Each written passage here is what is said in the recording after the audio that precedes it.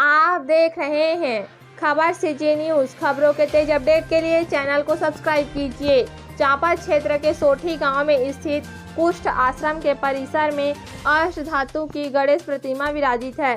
जिले में यहां पहला गणेश मंदिर है जहां अष्ट धातु की प्रतिमा है, जिनके दर्शन के लिए छत्तीसगढ़ के साथ ही दूसरे प्रदेशों के लोग भी पहुंचते हैं। सन 2000 में पद्मश्री स्वर्गीय दामोदर गणेश बापट की अगुवाई में इस गणेश मंदिर का निर्माण किया गया था और अष्ट धातु की गणेश प्रतिमा विराजित की गई थी, जिनकी ऊंचाई करीब 5 फीट है और वजन 1 क्विंटल है। अभी कुष्ठ आश्रम के गणेश मंदिर परिसर में गणेशोत्सव के अवसर पर मिट्टी से निर्मित प्रतिमा भी विराजित की गई है, जिनकी 10 दिन पूजा अर्चना की जाएगी और फिर विसर्जन किया जाएगा। हर साल यहाँ गणेशोत्सव धूमधाम से मनाई जाती है।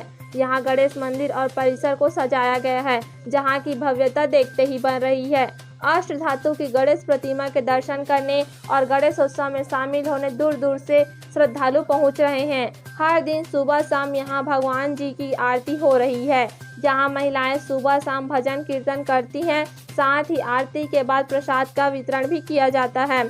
कुष्ठ आश्रम के व्यवस्थापक सुधीर जी ने बताया, पद्मश्री बापट जी ने इस सिद्धि विनायक मंदिर की स्थापना इसलिए की थी कि लोग दर्शन के लिए आए और कुष्ठ रोगियों के बारे में जानें, ताकि जो कुष्ठ रोग को लेकर भ्रांति थी वह दूर हो। यहाँ विराजित अष्ट धातु की गणेश प्रतिमा की बड़ी मान्यता है और इस मंदिर की स्थापना के बाद कुष्ठ रोगियों को लेकर जन जागरण में बड़ी मदद मिली है। गणेशोत्सव के दौरान यहाँ अलग अलग आयोजन किया जाता है, जिसमें सभी भागीदारी निभाते हैं और दर्शन के लिए लोग पहुँचते हैं। आपको बता दें, सन 1946 में सोठी गांव में कुष्ठ से पीड़ित सदाशिव राव कात्रे ने कुष्ठ आश्रम की स्थापना की थी और अपने जीवन को कुष्ठ रोगियों के उत्थान में समर्पण कर दिया। यहां 1972 में महाराष्ट्र से पद्मश्री स्वर्गीय दामोदर गणेश बापट पहुंचे थे और उन्होंने अपना सारा जीवन कुष्ठ आश्रम की सेवा में दे दिया। आज यह कुष्ठ आश्रम स्वावलंबन की बड़ी मिसाल है, क्योंकि जब तक यहाँ के कुष्ठ रोगी स्वमन से कुछ काम नहीं कर लेते, तब तक वे भोजन ग्रहण नहीं करते। आज कुष्ठ रोग को लेकर लोगों में बड़ी जागरूकता आई है, जिससे कुष्ठ रोगियों में जीवन जीने का आत्मबल बढ़ा है। अभी गणेश उत्सव के दौरान गणेश मंदिर में अलग अलग आयोजन हो रहे हैं, जिसमें कुष्ठ से पीड़ित लोग और बाहर से दर्शन करने आने वाले लोग सामूहिक भागीदारी के साथ शामिल हो रहे हैं। इस तरह आयोजन के बड़े मायने हैं और समाज के सभी लोगों को एक सूत्र में जोड़ने की भी बड़ी कोशिश हो रही है। प्रकाश साहू की रिपोर्ट, खबर सिटी न्यूज़।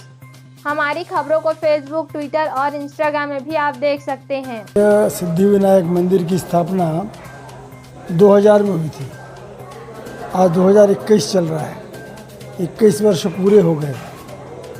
इस मंदिर को बनाने के पीछे हमारे सम्माननीय बापट जी का ये भाव था कि कुष्ठ रोगियों के साथ स्वस्थ आदमी की दूरी कम करने के लिए मंदिर माध्यम अच्छा है।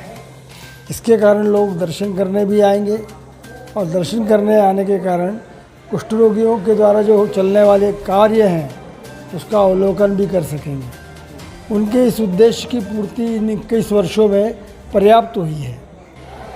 आसपास के क्षेत्र में मंदिर की मान्यता भी बढ़ी है और जो लोग कभी यहाँ से बरसों निकल जाते थे, अंदर आए नहीं थे, वो भी मंदिर के कारण अंदर आने के कारण और उनको यहाँ की गतिविधियाँ, यहाँ कैसे काम चलता है, यहाँ जो लोग रहते हैं वो किस प्रकार से जीवन यापन करते हैं, उसका एक दृष्टि लोगों को मिली है। इसके कारण इस मंदिर के माध्यम से समाज की जनजागरण तो हुआ ही है और समाज की जो कुछ भ्रांतियाँ थी उसके निवारण करने में मदद मिली है। अभी अपने यहाँ जब से गणेश तिलक जी के शताब्दी वर्ष प्रारंभ हुआ था, तब से शताब्दी वर्ष समिति के नाम से अपन हर वर्ष 10 दिन का गणेश कार्यक्रम आयोजित करते हैं।